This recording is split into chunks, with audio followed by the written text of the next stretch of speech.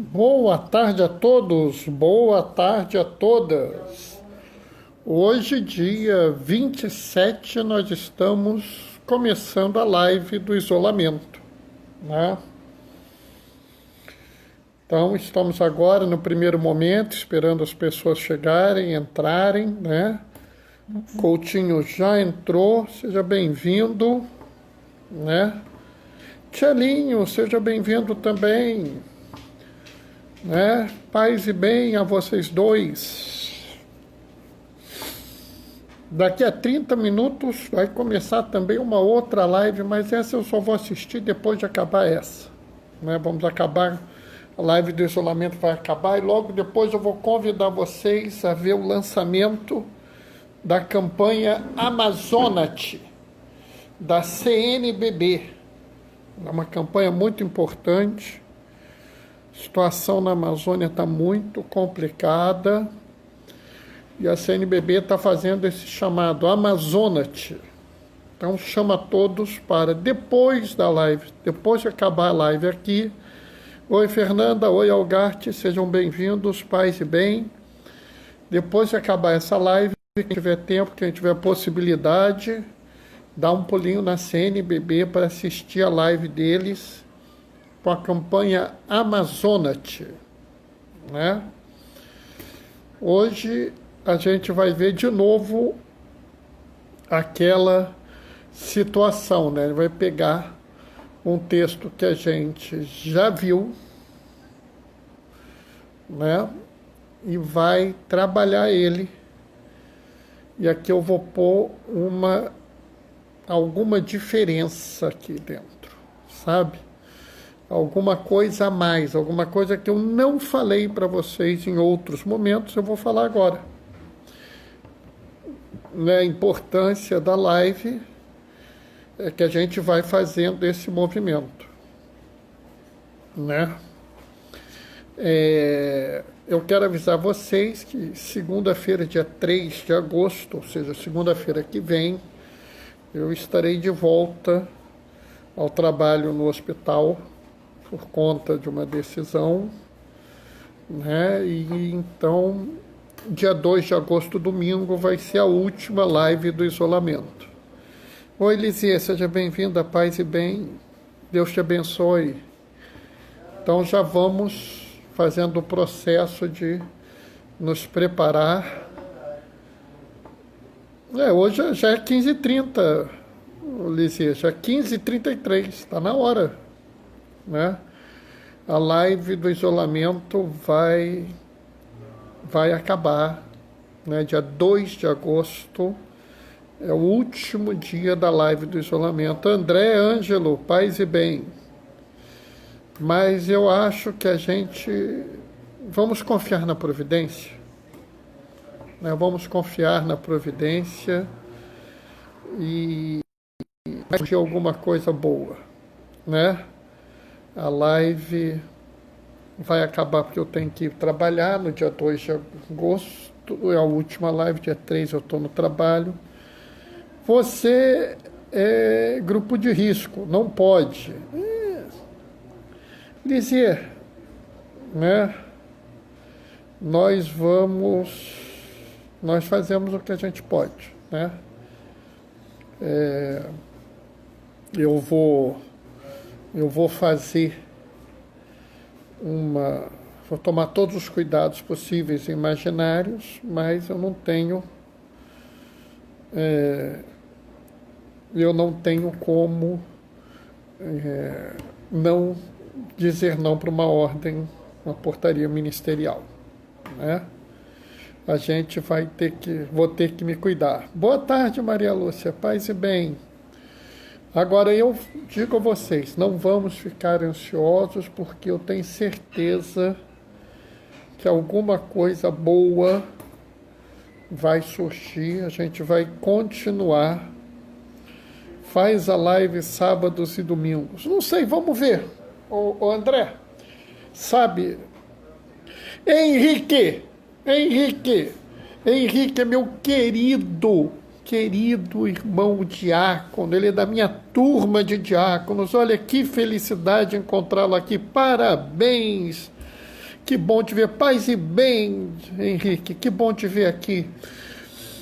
Pessoal, olha só, não fica ansioso não, tá? Vamos ficar tranquilos. Eu tenho certeza que vai surgir uma oportunidade boa para a live do isolamento. Ela vai se modificar, né? Em algum momento, alguma solução nós vamos dar, nós vamos manter, né?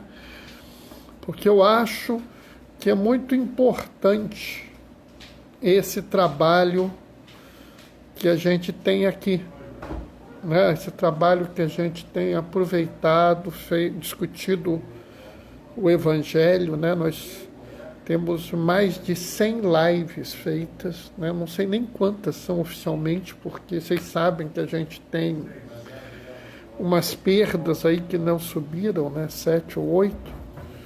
O resto está no canal do YouTube, né? Mas alguma solução vai ter, né? Não vamos ficar perturbados com isso.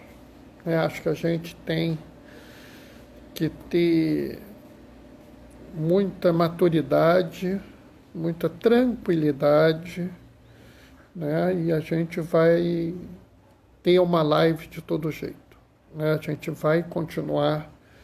Como vai ser, de que jeito vai ser, eu não sei. Mas acho que a gente não precisa ficar ansioso antes da hora, né? Quando eu comecei a live do isolamento, eu achava que ia ser uma coisa assim de um mês e meio, né? Eu já tinha assim, não, isso aqui vai durar pouco tempo, eu vou pôr aqui no YouTube só para alguma coisa assim, né? E no fim das contas eu estou vendo que a gente está indo adiante, né? Oi, Denise, seja bem-vinda, paz e bem. Né? Vamos dar mais um minutinho, que eu faço meus 8 minutinhos de acolhida. Oi, Maria Alice, paz e bem. E nesse meio tempo a gente recebe as pessoas, né? Rita, paz e bem, Rita. Quando terminar a live aqui, eu aconselho todos vocês a irem nas páginas da CNBB, porque vai sair a campanha Amazonate, né? A campanha a respeito da questão da Amazônia, que é uma questão complicada. Então a CNBB chama o povo para essa campanha Amazonate. Então chama todos, eu como bom diácono chamo vocês a essa chamada. Bom, vamos nós fazer a leitura do Evangelho? Vamos lá? O Senhor esteja convosco, Ele está no meio de nós. Proclamação do Evangelho de Jesus Cristo segundo Mateus. Naquele tempo, Jesus contou-lhes outra parábola. O reino dos céus é como uma semente de mostarda, que o homem pega e semeia no seu campo. Embora ela seja a menor de todas as sementes, quando cresce, fica maior do que as outras plantas e torna-se uma árvore, de modo que os pássaros vêm e fazem ninhos em seus ramos. Jesus contou-lhes uma outra parábola. O reino dos céus é como fermento, que a mulher pega, mistura com 3 porções de farinha, e quando tudo fica fermentado, até que tudo fica fermentado. Tudo isso Jesus falava em parábolas à multidão. Nada lhes falava sem usar parábolas, para cumprir o que foi dito pelo profeta. Abrirei a boca para falar em parábolas. Vou proclamar as coisas escondidas desde a criação do mundo. Palavra da salvação. Enquanto eu estava lendo, entrou alguém? Não entrou ninguém. Bom, então vamos lá. Se vocês olharem, a gente recentemente fez a leitura dessa passagem, né? E naquela época eu falei sobre um aspecto disso. Aqui a gente vai enfocar um outro aspecto, porque tem muita coisa para falar sobre uma parábola, né? E isso aqui é importante, né? Eu quero que vocês prestem atenção que aquela história que eu falei para vocês, a diferença entre parábola e alegoria, né? Jesus vira aqui e fala que o reino dos céus é semelhante a uma semente de mostarda, papapá, papapá, papapá. Ele não explica nada, ele só faz a figura, né? Isso é uma parábola, como a parábola do semeador, né? Só que depois da parábola do semeador tem uma alegoria, ou seja, ele vai explicando. A semente é a palavra de Deus, aquele que semeia isso, o solo é aquilo, aí é uma alegoria. Por que que isso é importante? Isso tem a ver com aquilo que eu já falei para vocês, que a gente estuda a Sagrada Escritura para entender o que foi escrito em que momento.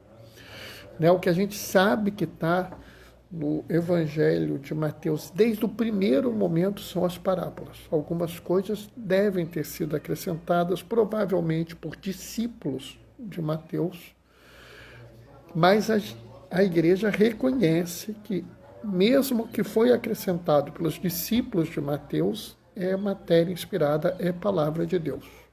Tá? Mas o que isso tem a ver com a vida da gente? Né?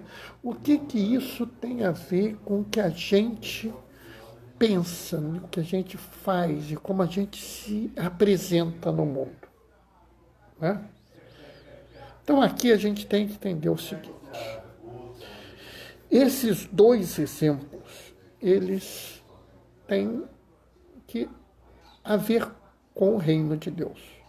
E na primeira vez que eu conversei isso com vocês, eu dei uma abordagem, porque nós tínhamos 3 das parábolas do reino, e essas 3 parábolas do reino davam um sentido. Agora nós temos 2 das parábolas do reino, e essas 2 parábolas nós podemos ter um outro sentido aqui. Eu acho que esse outro sentido é muito importante para vocês, como é importante para mim. Eu acho que isso é uma coisa que a gente tem que aprender a vivenciar. Né? Por quê? Porque às vezes a gente cai em algumas tentações que são tentações do mundo moderno. Né? O mundo moderno, ele tem a tentação de medir as coisas. Né? Então, assim, quase que é uma competição, né? É quase que uma coisa assim do tipo, quantas pessoas vão no seu terço dos homens? No meu terço dos homens vão 50. Só? Não, você tem que se esforçar mais, no meu vão 150. Oi, Lívia, paz e bem, minha filha. Deus te abençoe. Está entendendo?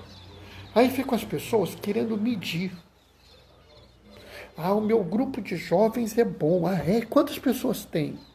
200. Nossa, tudo isso, que coisa fantástica. O meu só tem 30.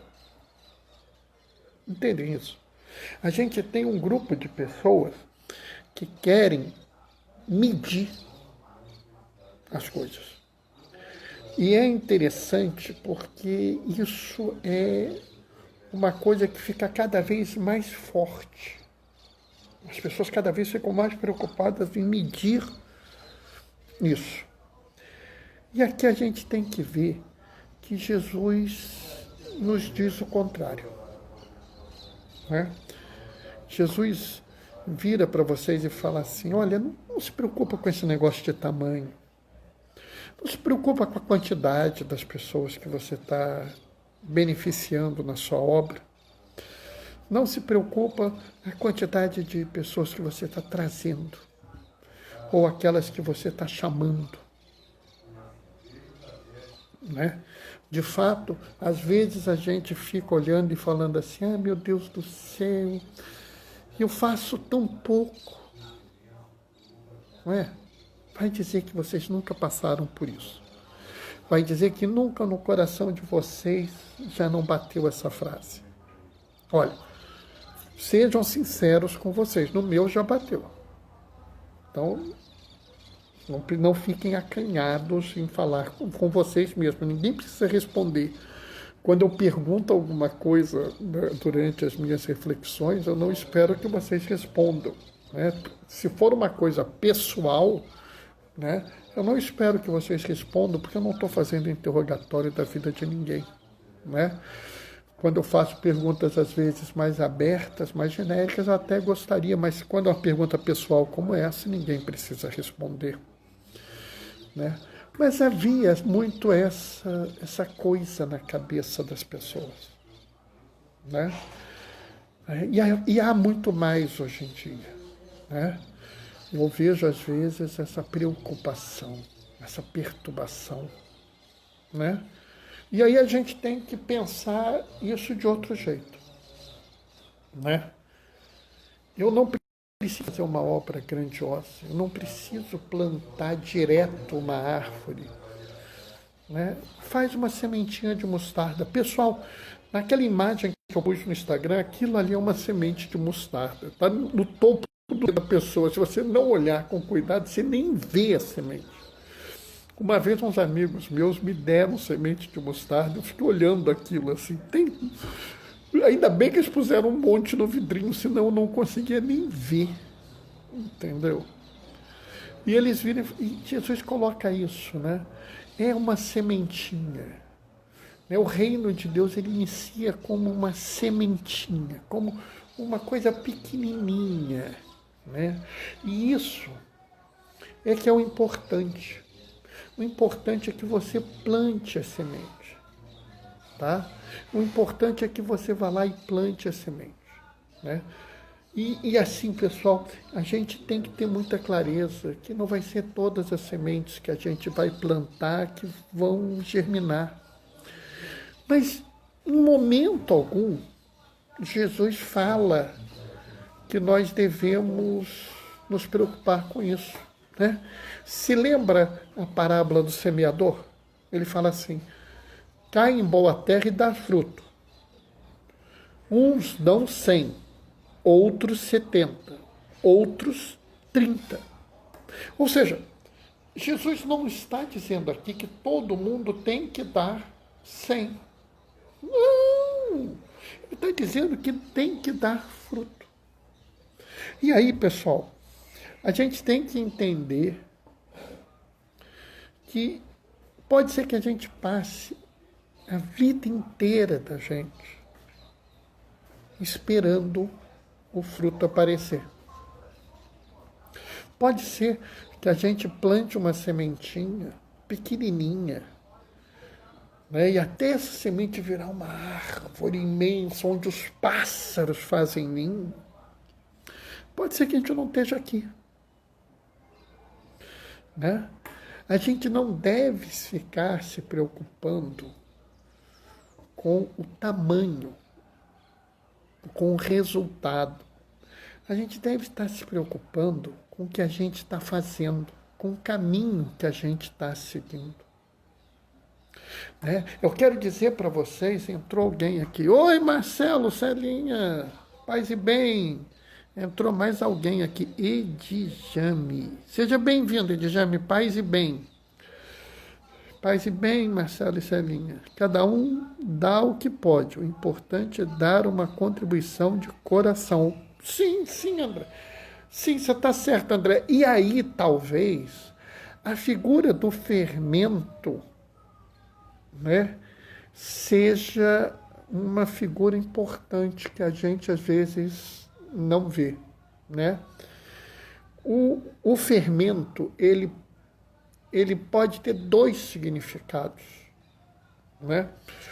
Da outra vez, eu falei no fermento no significado de saída. Ou seja, a gente precisa, o fermento por si só, ele não vale nada.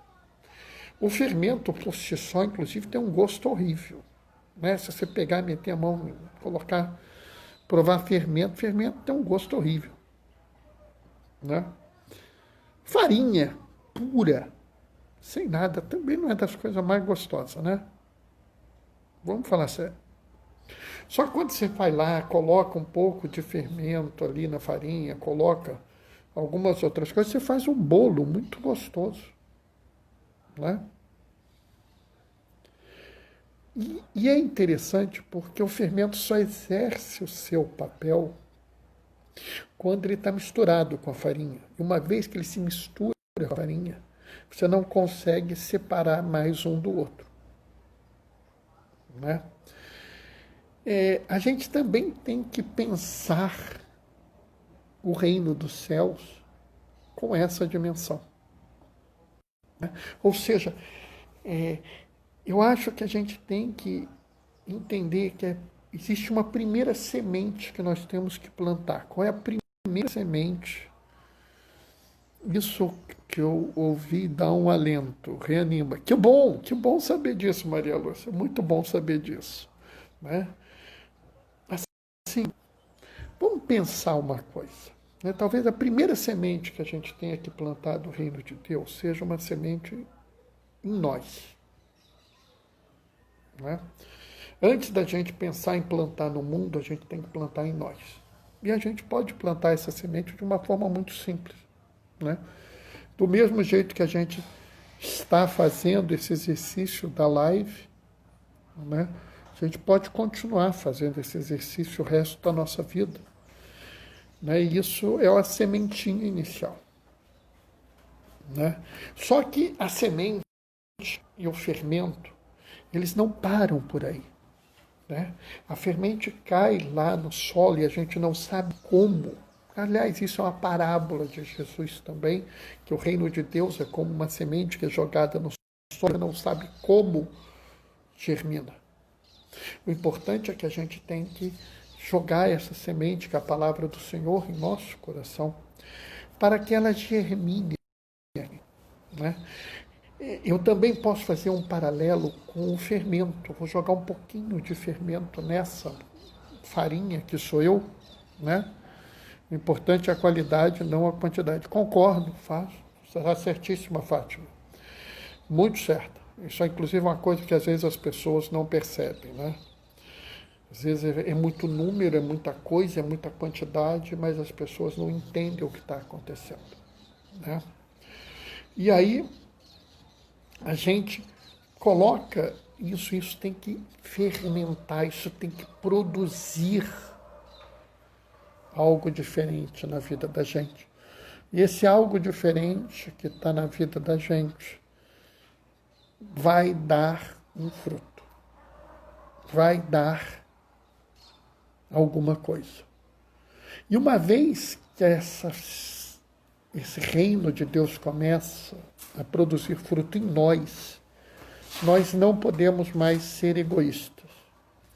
Nós não podemos mais pensar as coisas única e exclusivamente para nós, ou da nossa forma, ou aquilo que é suficiente para nós, porque vamos entender que aqui, se eu não me engano, foi o André que falou a importância de amar ao próximo acima de tudo. Foi o André, exatamente, né? Vocês veem que eu leio o que vocês falam e isso tem algumas coisas que eu vou pegando, porque vocês me ajudam a fazer a live. A live é uma produção da nossa comunidade eclesial, não é uma produção só minha, né? E aí é que está. Se eu realmente começo a ter o reino de Deus em meu coração, se ele começa a produzir o fruto, eu não posso mais ser um homem isolado, ser uma mulher isolada e achar que se está bom para mim, está bom para todos. Eu vou ao mundo levar essa palavra. Eu vou ao mundo levar Jesus. Eu, como fiel seguidor de Jesus, devo levar Jesus ao mundo, né? Levar a sua palavra, levar a sua semente. E não me interessa se a semente é pequena, não me interessa se o que eu planto é pouco. A gente não tem ideia de qual bem a gente pode fazer no mundo com pequenos exemplos, com pequenas ações. Como qual mal a gente pode pode fazer com as nossas omissões, com as nossas escolhas erradas. Então, a gente tem que ir ao mundo. Do mesmo jeito que a gente recebeu o fermento que mudou a gente tem que dar esse fermento ao mundo. Do mesmo jeito que a sementinha pequenininha mudou a gente tem que mandar essa sementinha ao mundo. Mas a gente tem que entender que mesmo que a gente ache que o que a gente fez é pouco, isso não é o problema. O problema é a gente não fazer. Entende?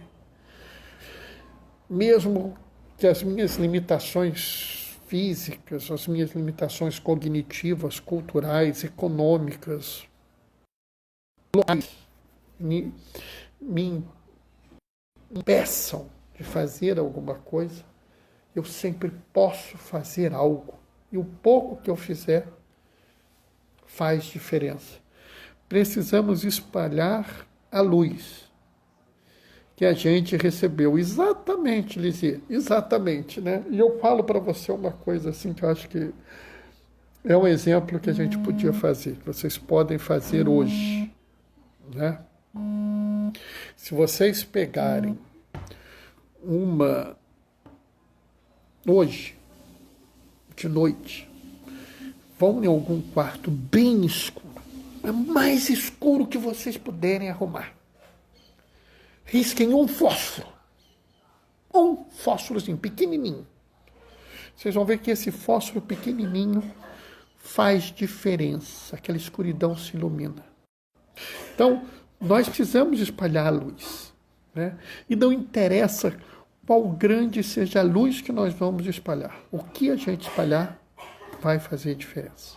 O que a gente espalhar vai chamar a atenção no mundo. Tá?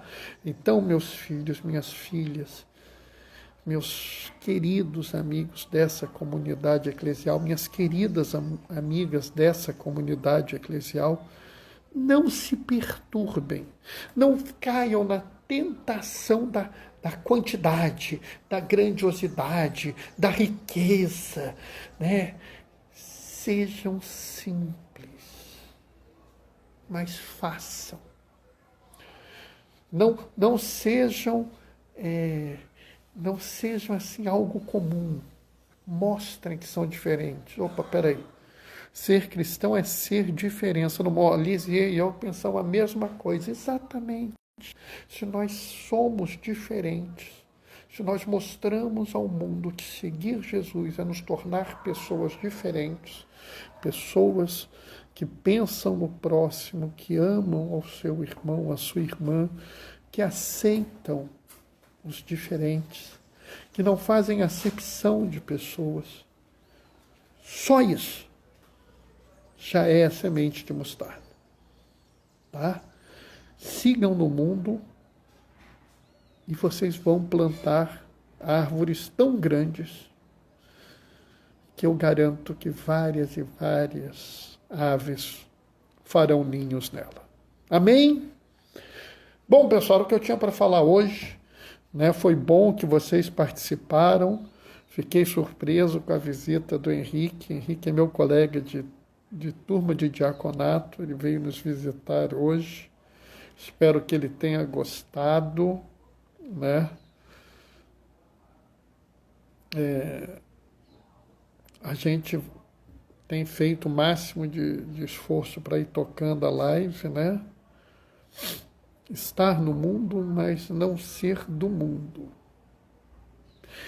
Aqui tem um trocadilho interessante, né, Lizia? Porque essa coisa do mundo, né?